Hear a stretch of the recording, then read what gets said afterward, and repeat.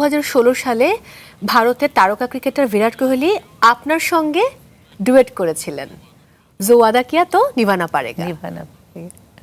হ্যাঁ, মানে ওই সময় ইন্ডিয়ান হাই কমিশনে আমাকে বললো যে সব ক্রিকেটাররা আসবে, একটু গান শোনাতে হবে। তো অনেক রকম গান নিয়ে গেলাম, গান গাচ্ছে, তো ওরা খুব মজা পাচ্ছে অনেক। তারপর আমি ডাকলাম, তো ও আবার নিজেই আসলো। আচ্ছা, এসে বললো যে ওই গানটা গাবে। হ্যাঁ, তারপরে গাচ্ছে, তা আমিও ঠিক আছে ওকে গাইলাম।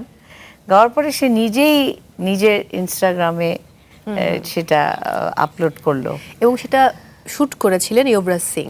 হ্যাঁ, মানে ওরা প্রত্যেকে অনেকেই আমার সাথে তখন গান করেছিল, যেমন ধোনি আছে না, তো সে আবার, তা আমি যখন লুকোচুরি গাচ্ছি তখন দেখি কি সে আবার করলো কি, পুরা মাঠ জুড়ে সে লুকাছুপা লুকাছুপি লুকাছুপি করে করে সে আবার স্টেজে আসলো। আচ্ছা, তারপরে তার সাথে আবার একটা গান করলাম, মানে খুব মজার হয়েছিল অনুষ্ঠানটা। দারুণ, আমি তো গল্প শুনে আনন্দ পাচ্ছি।